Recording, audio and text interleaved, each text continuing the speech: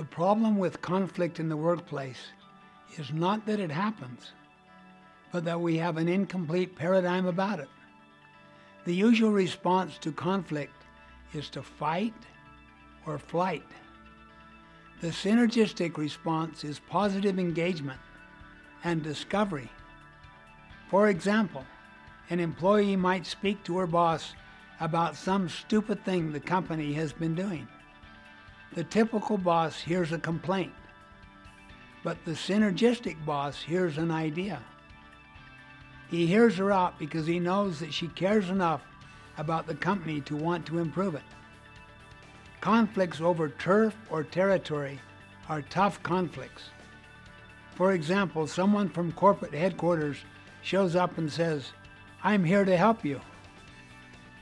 We might have a defensive response and say to ourselves, "Oh, great, they don't think I can do this job." But the synergistic response is to say, "Great, what can I learn from this person?"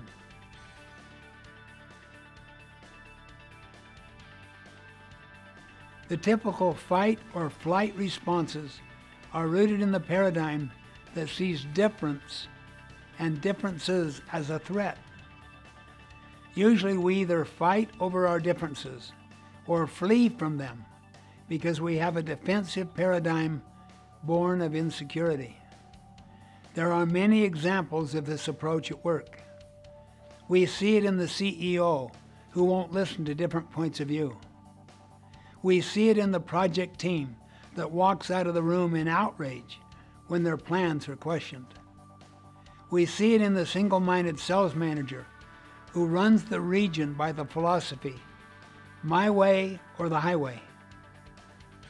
Such people can't see that conflict is a sign of life. Conflicts usually arise when people are actually thinking about their work.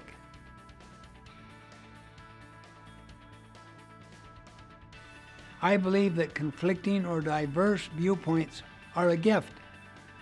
When I talk about the gift of conflict, people look sideways at me. But what I mean is that thoughtful people will always differ from each other. And if they care enough to express their differences with passion, that's an offering that ought to be accepted eagerly. Diversity of viewpoint, background, position, these make for a much more robust solution than if everyone thinks alike.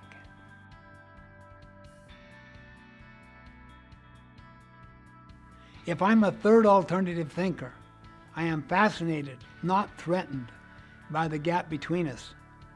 Nothing diffuses the negative energy of a conflict faster than to say, "You see things differently. I need to listen to you," and you mean it. If you practice the paradigm of synergy, you will inevitably arrive at a third alternative that makes the conflict irrelevant. You will say, "Let's look for something better than either of us have thought of." Everyone wins.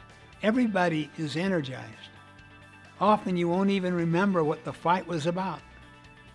Imagine a workplace where people are abundant and seek different views than theirs, where everyone is willing to listen and to consider ideas, even if they contradict. Imagine the trust and creative energy. This is entirely possible if people have a third alternative approach to work.